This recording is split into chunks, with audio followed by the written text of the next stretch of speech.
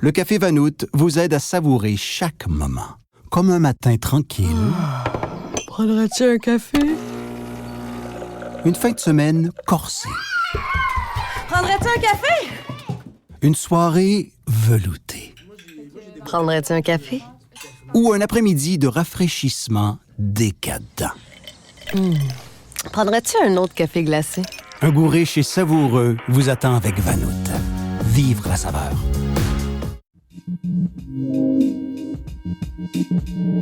Nous sommes le jeudi 27 mars. Voici à la une.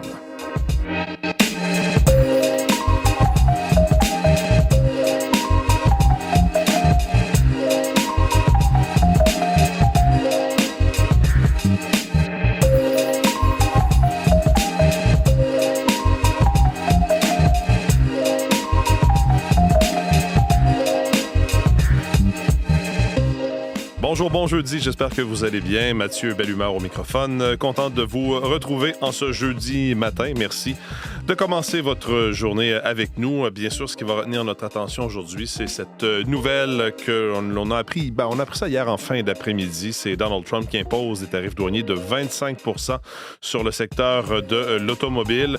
Des tarifs douaniers qui vont s'appliquer à toutes les voitures qui ne sont pas fabriquées aux États-Unis. C'est ce qu'a dit depuis le bureau ovale hier le président américain Donald Trump. Donc, Vincent Maisonneuve sera avec nous pour nous en parler. Comme c'est jeudi, Alexandra Chatzka est avec nous. Vous avez peut-être entendu parler, suivi un peu ce qui se passe en Turquie.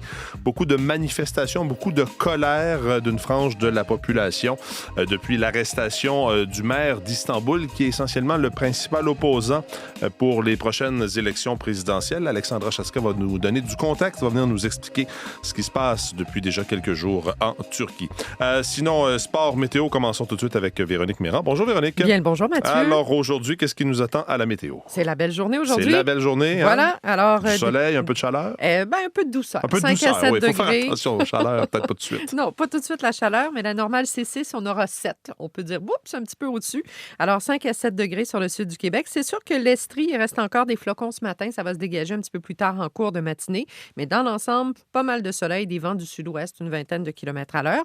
Il y aura encore un peu de neige la nuit prochaine, 2 à 4 cm en secteur montagneux vers Québec, vers l'Estrie. Moins 5 Montréal, mais ce sera tout près de moins 5, moins 10 quand même pour les Laurentides, moins 8 en Outaouais. Demain, vendredi, ce sera une journée sous un ciel assez variable ou encore ça va se dégager le matin. On verra des éclaircies un peu plus venteux, secteur ouest, les températures de l'ordre de 0, 3 degrés.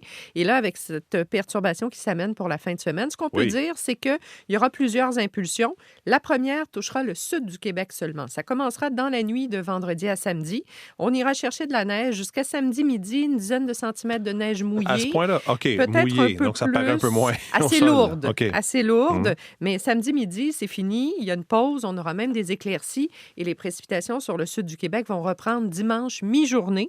À ce moment-là, sous forme de grésil verglas, ensuite transition vers la pluie. L'incertitude est là, justement. Est-ce que les températures vont grimper assez rapidement dimanche pour que l'épisode de verglas soit plutôt mineur? C'est ce que certains modèles laissent entendre ce matin, mais il faut quand même continuer de suivre ça. On resterait près de 0 le mercure samedi en journée et dimanche, c'est du 5 à 7 degrés. Si vous allez vers Québec, là, il ne se passe rien avant dimanche soir. Pour les régions plus au nord et à l'est non plus, ça commencera dimanche soir seulement et lundi. Pour ce qui est des précipitations, l'est du Québec, essentiellement de la neige, mélange de précipitations en fin de parcours. En attendant, aujourd'hui, c'est une tendance qui sera au dégagement vers le Saguenay, le Lac-Saint-Jean, 4 degrés.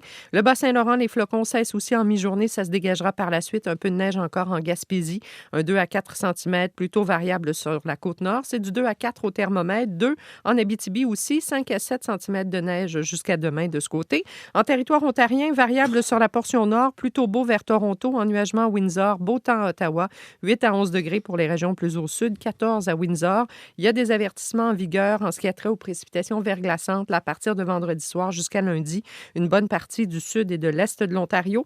Et dans l'ouest, c'est de la neige forte à Edmonton, 10 à 20 cm jusqu'à demain. Ça va être le cas aussi du côté de Winnipeg à partir de plus tard cet après-midi.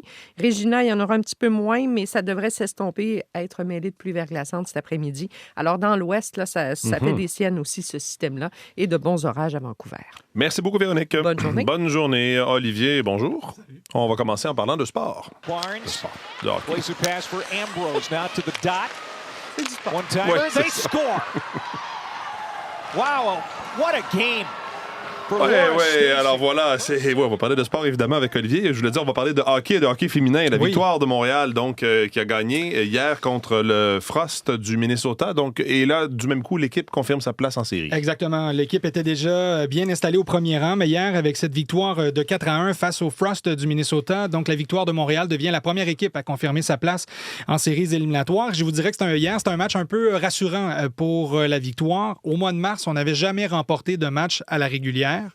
Donc, c'est la première fois depuis le mois de février, la fin février, qu'on remporte un match en 60 minutes et ça a été un match convaincant pour les gros canons de la victoire de Montréal. Marie-Philippe Poulin, Laura Stacey, elles se sont partagées toutes les deux les 4 buts, donc deux buts chacun dans le match d'hier. C'est Hélène Shuley qui était devant le filet. Elle a tenu le fort face au Frost du Minnesota. Et oui, ça a été une bonne sortie, une sortie rassurante. Et cette qualification hâtive, si je peux dire, ou cette qualification confirmée pour les séries éliminatoires a aussi rassuré Corey Chevry. Elle aime ce que les filles font sur la patinoire, mais il y aura beaucoup de travail à faire pour être d'attaque et être prête pour ces séries éliminatoires. Et le premier rang est important parce que le premier rang dans la LPHF donne aussi droit à l'équipe de décider de son adversaire au premier tour. C'est vrai. Donc ça, c'est un beau luxe. C'est tout nouveau, c'est rafraîchissant comme règle et ça peut être un bel avantage ou un couteau à double tranchant aussi, peut-être un excès de confiance qui pourrait permettre ou qui pourrait mettre le feu aux poudres. C'est le message qu'on envoie en disant ça va être contre toi que je vais jouer. On pense qu'on a plus de chances de gagner. Ça peut motiver l'autre équipe. C'est comme quand on jouait au ballon chasseur et c'était la dernière personne sélectionnée là, à la toute fin. Peut-être que ça motive un peu. Mais donc, belle victoire hier pour la troupe de Corey Chevry. C'était pas le seul match qu'il y avait à l'horaire hier. Il faut dire aussi que les Sceptres de Toronto qui pourchassent la victoire de Montréal au classement. Ils sont deuxième avec 45 points. Hier, ont battu le Fleet de Boston 4-2. Les amateurs, les supporters des Canadiens de Montréal ne vont pas s'en plaindre. Les Highlanders avaient une chance de devancer le Canadien hier. Finalement, ils n'ont pas saisi cette opportunité. Et cette aide est venue d'un club canadien. Il y avait peut-être une unité canadienne hier parce que les Highlanders de New York affrontaient les Canucks de Vancouver et les Canucks ont remporté le match 5-2. Oui, une défaite importante pour le Canadien parce qu'il conserve le 8e et dernier rang, donnant accès aux séries éliminatoires. Les Highlanders qui sont tout juste derrière le Canadien à 1 point, donc à 74 points. Et on devra justement surveiller le Canadien de Montréal qui sera en action ce soir face aux Flyers de Philadelphie. Il y a d'autres clubs aussi qui sont dans cette course aux séries dans l'Est en action, dont les Red Wings de Détroit et les Sénateurs qui s'affrontent. Donc, deux équipes qui sont justement dans cette course. Espérons que ce match se termine à la régulière pour qu'une seule équipe mette la main sur des points. Pas le début escompté pour les Canadiens aux mondiaux de patinage artistique. Non, c'est le couple formé de Dina Stellato-Dudek et Maxime Deschamps qui étaient sur la patinoire hier pour leur programme court. Ce sont les champions du monde en titre, donc champions défendants. Et malheureusement pour eux, ils ont pris la 7e place hier avec un pointage de 67,32. Quelques petites imprécisions dans les mouvements, c'est ce qui les a fait glisser au classement. Ce sont les Japonais qui ont pris le premier rang. Donc, Riku Miura et Ryuichi Kihara. J'espère que la prononciation est bonne. Donc, on est devant avec 76,57 points. Il n'y a pas là lieu de s'énerver ou de perdre confiance. Là, ça a peut-être été, difficile pour le programme court, mais les marges sont quand même infimes. Et selon Maxime Deschamps, ils sont en bonne position et ils sont capables de pouvoir rattraper le temps perdu malgré ces débuts un peu difficiles. Je vous rappelle que les mondiaux de patinage artistique qui sont diffusés sur tout.tv sont présentés à Boston, aux États-Unis. Merci beaucoup. Bonne journée, Olivier. Au revoir.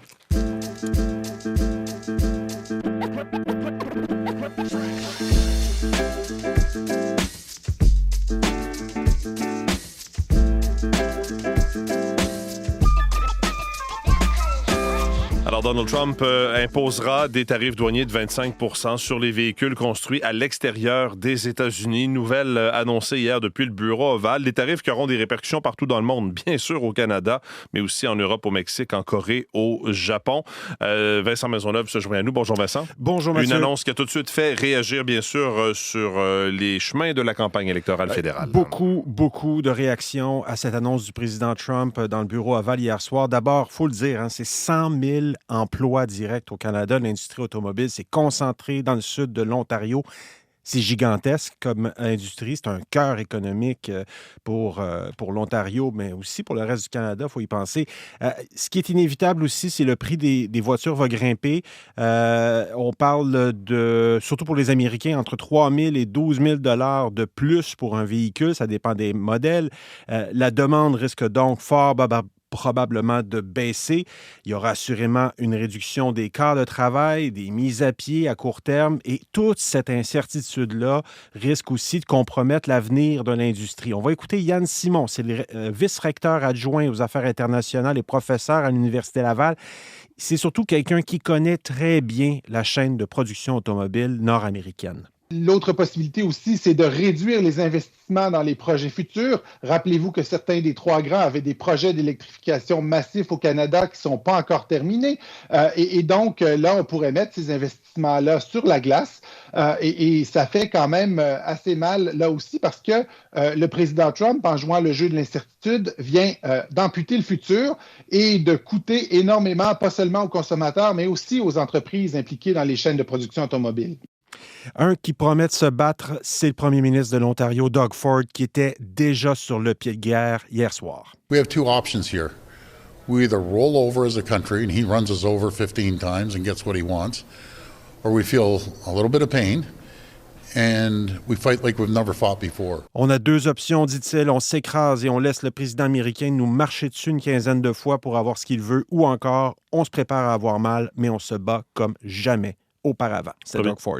Premier ministre sortant, Mark Carney, donc, qui compte s'entretenir très bientôt avec le président Trump, à qui il n'a pas parlé là, depuis qu'il est premier ministre. Non, mais là, ça va se faire, dit-il, très bientôt. Une discussion au téléphone, pas une rencontre en personne, c'est ce que j'ai cru comprendre, mais le premier ministre désigné met également sa campagne de côté pour rencontrer son cabinet des relations canado-américaines à 10h, heure de l'Est, ce matin. Pour savoir précisément ce que les États-Unis vont inclure dans ces tarifs et évaluer toutes les options canadiennes. Nous avons des options, même pendant une période électorale. Nous avons des options d'avoir des reprises tarifaires. Alors, on va prendre des décisions après avoir la réunion du cabinet canado-américain. Réaction aussi des autres chefs dans cette campagne. Voici dans l'ordre le conservateur Pierre Poilievre, le bloquiste Yves-François Blanchet et le néo-démocrate Jagmeet Singh. Il devrait dire arrêtez. Les tarifs font mal aux travailleurs des deux côtés de la frontière. Oui, nous avions auparavant la meilleure relation économique dans l'histoire du monde. La nouvelle, c'est pas que M. Carney veut parler à M. Trump, c'est qu'il ne lui ait pas parlé avant. On savait que les menaces de Trump vont dire les impacts directs aux travailleurs. Et Mark Carney aurait dû savoir ça aussi. Signe que ça vient un peu changer les plans de la campagne. Oui. Le chef du NPD a d'ailleurs modifié son itinéraire aujourd'hui pour se rendre dans le sud de l'Ontario, là, rencontrer des travailleurs de l'automobile en raison, bien sûr, de cette attaque contre l'industrie automobile canadienne. Merci Vincent. Je vous en prie.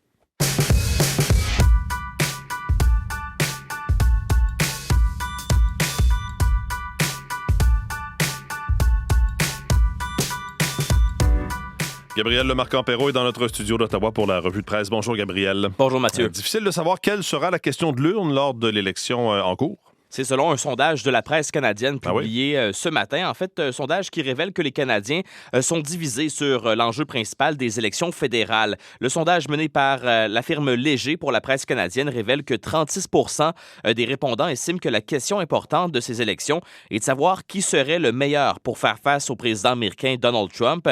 33 % des répondants ont fait savoir que pour eux, l'enjeu principal est de déterminer qui serait le mieux placé pour modifier la direction prise par le Canada au cours des quelques dernières années et améliorer la vie des Canadiens et des Canadiennes. Et 24 % des répondants, pour eux, la question la plus importante est de savoir qui formerait le meilleur gouvernement pour renforcer et faire croître l'économie canadienne. Sondage qui a été mené en ligne auprès de 1599 Canadiens du 21 au 23 mars dernier, ce qui correspond au premier jour de la campagne électorale et aux 2 jours précédents. D'ailleurs, dans le Devoir ce matin, on pose comme question qui sont les véritables alliés du Canada. 2 experts qui évaluent quels États seraient des alliés potentiels en cas d'attaque contre notre souveraineté par la Russie ou les États-Unis. Le Devoir qui a soumis 2 scénarios à 2 experts de l'OTAN et des questions de défense. Scénario numéro 1, le Canada est attaqué par la Russie ou par la Chine en Arctique.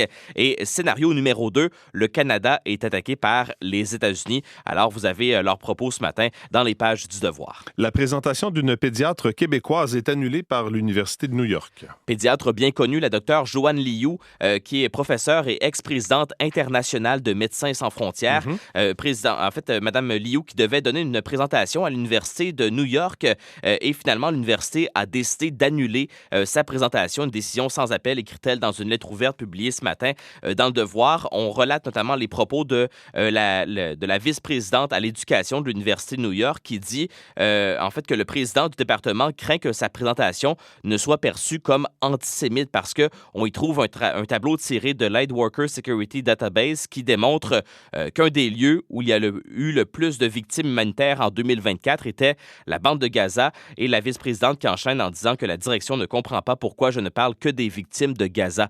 Donc, sa lettre ouverte à la docteure Joanne Liu à lire dans les pages du Devoir ce matin. Parlons des contestations de hausse de loyer qui ont triplé en 3 ans.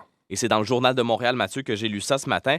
On nous apprend notamment que les demandes de fixation de loyer au TAL, le tribunal administratif du logement, ont pratiquement triplé depuis 3 ans, passant de 7 200 à 21 200. On est loin des 4 000 à 5 000 demandes soumises annuellement entre 2013 et 2019, écrit le Journal de Montréal ce matin.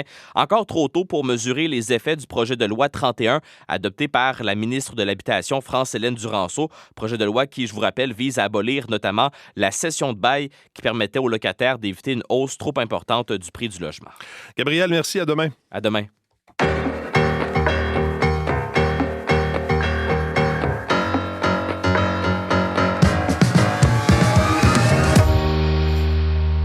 On va parler maintenant de la Turquie. Vous avez peut-être vu ça. Le pays est en ébullition depuis une semaine, depuis en fait l'arrestation du maire d'Istanbul, qui est aussi le candidat de l'opposition pour la prochaine élection présidentielle. Il y a des centaines de milliers de personnes qui descendent dans la rue soir après soir. La répression policière s'intensifie. On en parle avec Alexandra Chatzka. Bonjour Alexandra. Bonjour Mathieu. Parlez-nous d'abord donc de ce maire d'Istanbul, candidat pour la prochaine élection présidentielle, Ekrem İmamoğlu. Pourquoi son arrestation a suscité une mobilisation et continue de susciter une mobilisation si grande? Parce que c'est un homme extrêmement populaire, Mathieu. C'est le maire d'Istanbul, la plus grande ville du pays, évidemment. Il est maire depuis 2019, un homme de 54 ans, assez charismatique. Il a été réélu d'ailleurs en 2023, malgré les efforts de l'homme fort du pays, le président turc Recep Tayyip Erdogan, qui a connu d'ailleurs une cuisante défaite, et c'est un élément quand même important pour comprendre ce qui se passe. En 2023, pendant les élections municipales, il a connu une défaite assez importante et il a mis beaucoup d'efforts pour gagner plusieurs villes et il a perdu la moitié des 30 métropoles turques sont passées aux mains de l'opposition. İmamoğlu devait être désigné dimanche dernier comme candidat à la présidentielle de la part de son parti, le principal parti d'opposition, le Parti républicain du peuple, ou CHP. En raccourci, c'est un parti social-démocrate, le parti historique de Mustafa Kemal Atatürk, le fondateur de la République turque, un parti laïque, un parti républicain. Et la popularité d'Ekrem İmamoğlu devenait vraiment dangereuse pour Erdogan. Alors, il a été arrêté mercredi dernier, accusation de corruption, de terrorisme, de trucage de marchés publics, name it. Hein? Mais malgré ça, İmamoğlu a été désigné comme candidat à la présidentielle de son parti par un vote populaire où 15 millions de personnes ont voté pour lui, soit un électeur sur 4 a voté pour sa candidature à la présidentielle. On comprend donc cette colère, ces manifestations, son arrestation à İmamoğlu, évidemment, est à l'origine de ça, mais il y a eu d'autres arrestations. On en a peut-être un peu moins parlé, mais on a vu ça au cours des derniers jours, des vagues d'arrestations en Turquie. Oui, tout à fait. D'ailleurs, plusieurs de ses collaborateurs ont été arrêtés avec lui, quelques dizaines de ses collaborateurs. Mais depuis une semaine, donc, les manifestations continuent et plus de 1400 personnes ont été arrêtées, certaines chez elles d'ailleurs, à leur domicile, comme un photographe de AFP par exemple et une dizaine d'autres journalistes qui couvraient tout simplement les manifestations, c'est pour vous dire. Le ministre de l'Intérieur a aussi annoncé l'arrestation de 37 internautes pour messages provocateurs sur les réseaux sociaux. Ça va loin. D'ailleurs, certains réseaux sociaux, le WhatsApp, ont été bloqués pendant les derniers jours. Des places publiques ont été interdites de manifestations. Et comme vous l'avez dit, il y avait des interventions assez musclées de la police. Clairement, on assiste à une dérive autoritaire de la part d'un président Erdogan en perte de vitesse. Il faut dire que la situation économique du pays est assez mauvaise. La livre turque est en chute libre. Alors, Erdogan est bien décidé à ne pas laisser son rival lui ravir le pouvoir. Il est à noter que les prochaines élections présidentielles ont lieu seulement en 2028, dans 3 ans, et normalement, Erdogan ne peut pas briguer un autre mandat, à moins de changer la Constitution, mais on peut s'attendre à tout de la part de celui qui a commencé déjà en 2013 ces vagues de répression après les grandes manifestations du parc Gezi. J'étais là d'ailleurs en 2013. Ensuite, en 2016, il y a eu un coup d'État manqué. Il a procédé à des arrestations massives et des purges massives.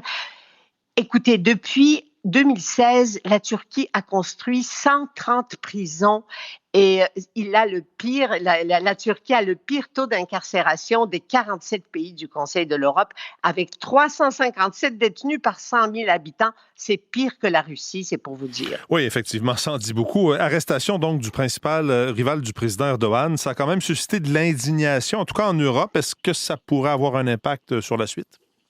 Oui, en Europe, parce que les États-Unis ne s'embarrassent plus, comme on le sait, de ce genre de dérive autoritaire. Alors oui, plusieurs pays européens ont réagi, surtout l'Allemagne, où il y a une grosse minorité turque, mais la situation internationale joue en faveur d'Erdogan. C'est un membre important, la Turquie est un membre important de l'OTAN, on le sait.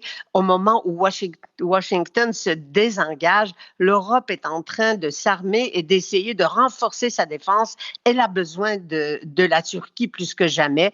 Et en plus, la Turquie est un producteur d'armes important. Si on ne veut plus s'approvisionner aux États-Unis, il faut trouver des alternatives. Donc la Turquie, ici, joue un rôle important. On ne veut plus acheter américain. Bon. Alors, la Turquie est un joueur clé aussi au Moyen-Orient, avec ce qui se passe en Syrie. Personne ne veut ou ne peut s'aliéner Erdogan en ce moment, alors qu'il est en perte de vitesse, comme je le disais tout à l'heure, à l'intérieur du pays.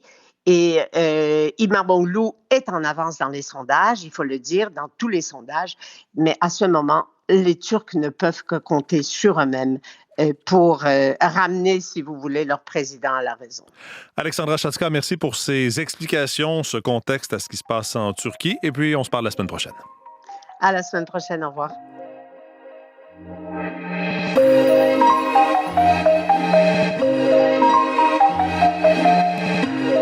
Évidemment qu'il y aura d'autres réactions aujourd'hui à l'imposition de ces tarifs annoncés hier par le président américain Donald Trump. D'ailleurs, Mark Carney va suspendre ou en tout cas modifier ses plans de campagne. Il devait se rendre au Québec. Finalement, il s'en va à Ottawa. Réunion d'urgence du cabinet sur les relations canado-américaines. C'est ce qui est prévu aujourd'hui. Outre la campagne électorale, entre autres choses aujourd'hui, il y a le premier ministre François Legault. C'est un lien avec la campagne parce qu'il va faire ses demandes. Il va faire état des priorités du gouvernement du Québec dans le cadre de l'élection fédérale. Voilà pour cette édition d'À la Une. Vos équipes du matin vont prendre le relais dans les prochaines secondes. Je vous retrouve plus tard dans les radiojournaux. Bonne journée, bon jeudi.